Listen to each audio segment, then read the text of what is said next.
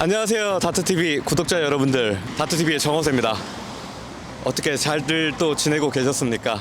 이전에 저희 마린 시리즈에 대해서 한번 리뷰하는 시간을 가졌었습니다. 그때 입문급이었었는데 제가 그때 마린 7을 스킵을 했었죠.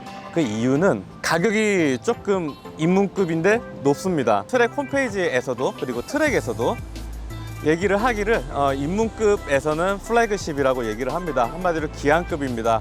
그래서 나 너무 입문급 싫어, 나 동네 마실만 다니지 않고 나 동네 뒷산에 한번 도전 한번 해볼게. 근데 풀 서스펜션을 타기 전에 간단한 산 정도는 내가 탈 수 있지 않을까?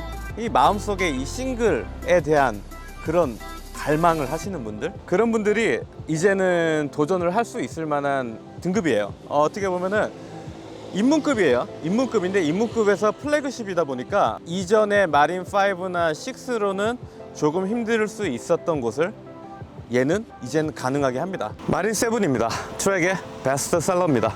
한번 보시죠.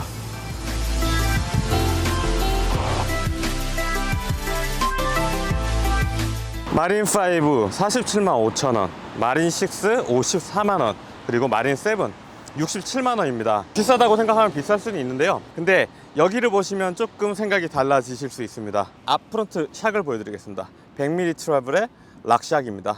락샥의 XC30입니다. 이전 마린 5나 마린 6 같은 경우는 이 샥이 SR 썬투어에서 나오는 코일 샥이었었죠. 그리고 마린 5 같은 경우는 락아웃이 되지 않았습니다. 근데 마린 6부터는 락아웃을 지원을 했고요. 그리고 무려 마린 7에는 락샥 XC30 코일 샥이 들어가고요. 락아웃을 지원합니다. 가장 인기가 좋은 마린 라인업의 플래그십답게 일단은 근데 사실 마린 5, 6도 이건 채택되어 있었죠. 내장식 라우팅, 그리고 이제 프레임은 똑같습니다. 알파 실버 알루미늄. 제가 아까 말씀드렸던 것처럼, 카메라맨 일로 와줄래? 제가 아까 말씀드렸던 것처럼 이제 마린 7부터는 이제 한 세미 싱글 정도는 도전을 할 수 있다라고 제가 말씀드린 이유가, 크랭크가 마린 6부터도 2단이긴 했어요. 하지만 조금 더 싱글에 가까운 듯한 2단 크랭크, 그리고 무려 뒷스프라켓이 9단입니다. 뒷 드레일러가 아세라가 채택이 되어 있습니다. 그래서 9단, 그리고 앞에 크랭크 2단, 앞에는 물론 알투스고요. 플래그십 마린 7이다 보니까 이제 7이라고 페인팅이 되어 있습니다. 마린 7.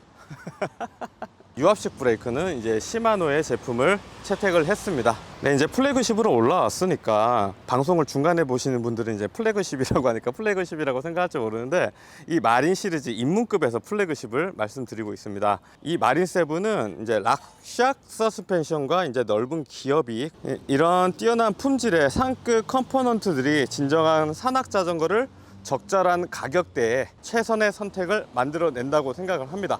오프로드 마라톤, XC 크로스컨트리 경기를 감당하는 완벽한 역량을 보유했다고 트랙 홈페이지는 나와 있는데, 이게 완벽하진 않지 않나?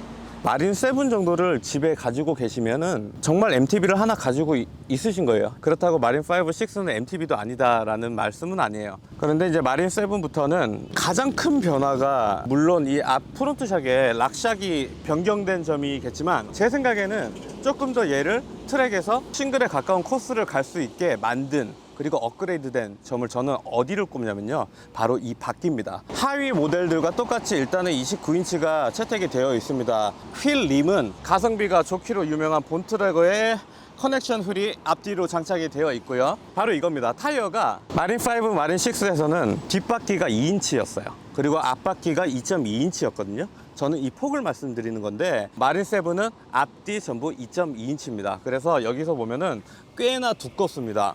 앞바퀴죠. 앞바퀴 2.2인치, 뒷바퀴 폭도 2.2인치입니다. 보이실지 모르겠네요. 스프라켓이 이제 7단에서 8단으로, 그리고 8단에서 9단으로 넓어졌다 보니까, 물론 허브 베어링도 달라졌겠죠. 그렇다 보니까 더 넓은 바퀴를 쓸 수 있게 됐습니다. 그 말은 다른 말로 더 높은 접지력을 가지게 됐다는 말이고요. 더 험한 길도 갈 수 있다는 말이 되겠습니다. 그래서 이 마린 시리즈의 플래그십 모델인 마린 7 같은 경우는 세미 싱글 정도 코스는 충분히 갈 수 있다고 생각을 합니다. 그러나 저는 사실 MTB에서 가장 중요하게 생각하는 게 뭐냐면은 바로 이 시포스트거든요. 이 가변 포스트, 드라퍼 포스트라고 얘기를 하는데, 이 가변 포스트가 조절이 될 수 있어요. 조금 상위에 MTB로 가다 보면은, 보시면은 오르막길입니다. 어필을 이렇게 하고 올라갈 때 제일 많이 하시는 질문, 앞바퀴가 자꾸 들려요, 혹은 뒷바퀴가 자꾸 헛돌아요 라고 얘기를 하시는 부분들이 전부 여기에 연결이 되는 겁니다. 접지력이 부족해서고요, 그리고 가변 포스트가 없기 때문에 시트 안장을 조절을 못 하다 보니까 포지셔닝이 앞바퀴가 들릴 수밖에 없는 거예요. 경사를 올라갈 때는 최대한 낮춰주시고 최대한 코끝에 앉아가지고 무게중심을 앞쪽으로 해줘야 되거든요. 근데 이 C포스가 높다면 어떻게 될까요? 이렇게 해가지고는 많이 힘들겠죠. 그래서 여기에 레버를 달아가지고 위로 아래로 조절할 수 있는 가변 포스트가 MTB에서는 반드시 필수입니다. 마린 세븐과 함께 지금 당장 산으로 떠날 준비 되셨습니까?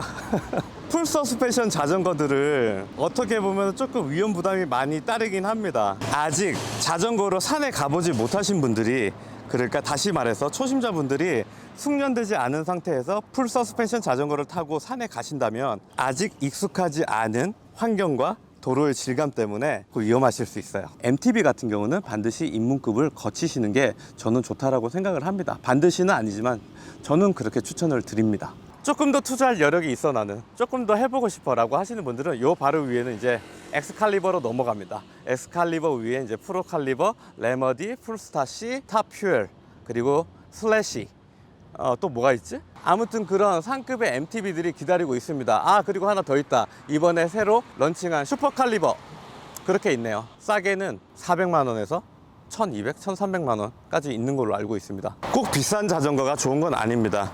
하지만 어느 정도 값을 치르고 그 가치에 맞는 자전거는 있습니다.